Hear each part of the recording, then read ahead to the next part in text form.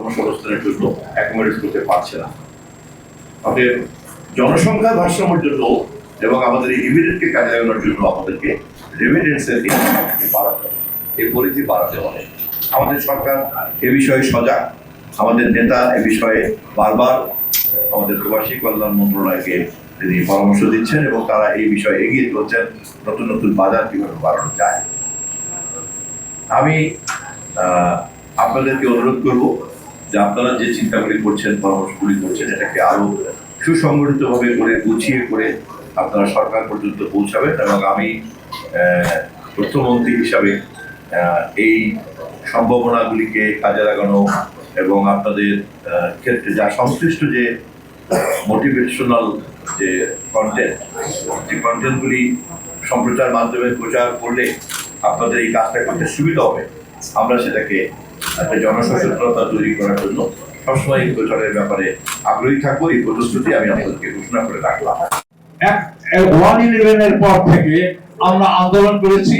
আমাদের বিএনপি আমরা গঠন করেছিলাম শুধুমাত্র আন্দোলনের স্বার্থে এবং ষোলচেরি সরকারকে কিভাবে উৎখাত করা যায় প্রবাসী থেকে আমরা সেই প্রচেষ্টা করেছি এবং বিশেষ করে আমরা প্রথম বা এই ইউরোপিয়ান ইউনিয়ন কমিটি, আমাদের অল ইউরোপ বিএনপি কমিটি, আমরা লবির কাজ করেছি। European union, Geneva convention, United nation সহ এবং ইউরোপিয়ান কনভেনশন, পার্লামেন্ট এবং বিভিন্ন দেশের পার্লামেন্টগুলোর সামনে এবং সরকারি অফিসের সামনে, এম্বাসির সামনে আমরা এই ইউরোপ বিএনপি আমরা আন্দোলন করেছি।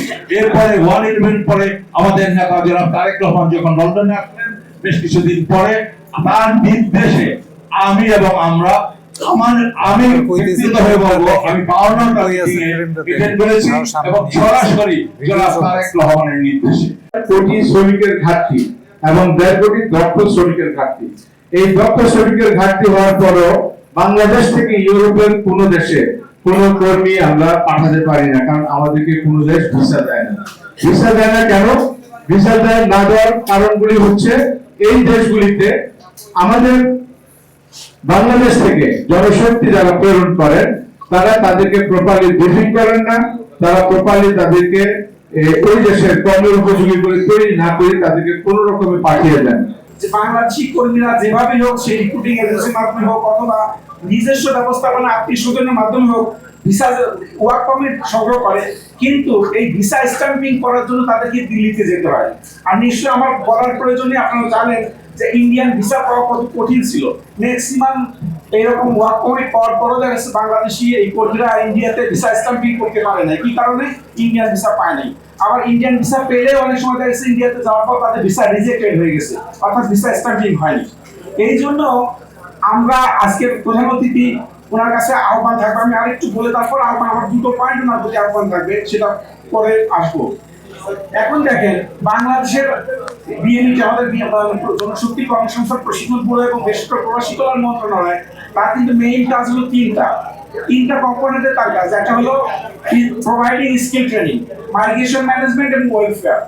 এই কাজগুলো আমরা প্রত্যেকে দেখি যে ইউরোপের সাথে, ইউরোপের লেবার মার্কেটকে আমাদের অনুকূলে আনার জন্য ঠিক যে ধরনের স্কিল আমাদের প্রয়োজন, স্কিল গ্যাপ কিন্তু ইউরোপের মার্কেটের সাথে রয়ে গেছে, যেটা আজকের প্রধান বক্তা বলেছে। ওই স্কিল গ্যাপের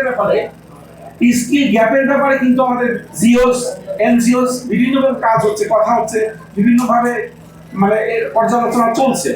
কিন্তু আমরা স্কিল এবং ল্যাঙ্গুয়েজ এই দুটোর পাশাপাশি আরেকটা জিনিস আমাদের এখন খুবই প্রয়োজন, সেটা হলো মোটিভেশন কি? যে দেখেন, আমাদের বাংলাদেশি ওয়ার্কাররা যে ইউরোপের মার্কেটে যাচ্ছে, ইউরোপের মার্কেটে গিয়ে তারা কি করছে, তাদের কর্মস্থল বা এমপ্লয়ারকে স্কেপ করে বা রানওয়ে হয়ে পালিয়ে তারা অন্য দেশে চলে যাচ্ছে। এতে করে হচ্ছে কি, ইউরোপের মার্কেটটা আমাদের খুবই নেতিবাচক একটা অবস্থা তৈরি হয়েছে। অর্থাৎ বাংলাদেশি পাসপোর্ট দেখলে ইউরোপের এমপ্লয়ার বলেন, তার গভর্নমেন্ট বলেন, বাংলাদেশকে ভিসা দিতে চাচ্ছে না। কি জন্য? তাদের মধ্যে এই ধারণা জন্মেছে যে বাংলাদেশি ওয়ার্কার ইউরোপে আসলে সে থাকবে না, ওয়ার্ক প্লেসে থাকবে না, সে পালিয়ে অন্য দেশে চলে যাবে, যাতে করে ইউরোপের ইউনিয়নভুক্ত দেশ বা ননসেন্সের যে দেশগুলো আছে তাদের পলিসির মধ্যে অনেক সময় মানে বিরূপ একটা অবস্থা তৈরি হয়, যার কারণে আমাদের একটা অনাস্থা তৈরি হয়েছে।